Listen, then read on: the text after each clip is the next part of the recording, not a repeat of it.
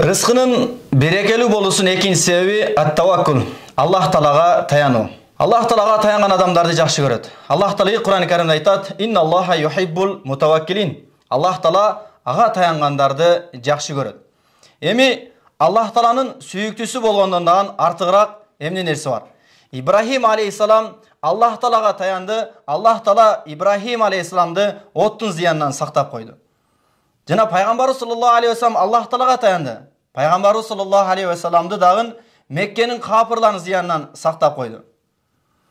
Кайсы адам Allah Taalaga tayangан болсо, Allah Taala анын ар бир ишине өзү жетиштүү болот. Allah Taala айтат: "Ва мен yetavakkal alallah fahuwa hasbu." Ким Аллахка таянса, Аллах ага өзү жетиштүү.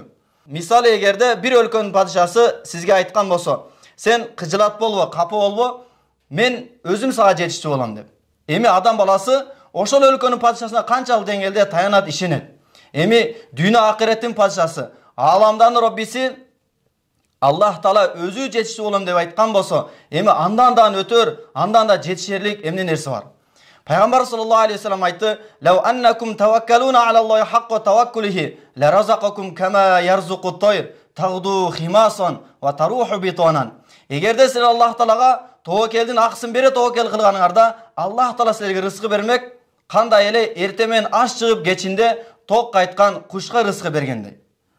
Ауф бин Малик радıyallahu anh'ın баласы bir günü капырлардын колуна туткунга түшүп калат. Алар аны колу бутун териден болгон жиптер менен байлап, катуу кыйнашып, тамак аш бербестен ачка калтырат. Өзүнүн кыйналганын атасы аркылуу Пайгамбар sallallahu aleyhi ve sellem'га кабарын жөнөтөт. Качан кабар Пайгамбар sallallahu aleyhi ve sellem'e жеткенде, Пайгамбар sallallahu aleyhi ve sellem аларга айтат: "Ага айткыла, Аллах Тааладан корксун, жана Аллахка тобокел кылсын, жана эртели кеч мына ушул аяттарды окусун" деп Тавба сүрөсүнүн 128 жана 129 аяттарын үйрөтүп жөнөтөт. Качан Ауф бин Малик радıyallahu anh баласына Пайгамбар sallallahu aleyhi ve sellem айткан насааттары кабары жеткенде, ал эртели кеч ошол аяттарды окуп баштайт. Натыйжада бир күнү колундагы жиптер өзүнөн өзү чечилип, өзүнүн үйүнө аман эсен кайтып келет.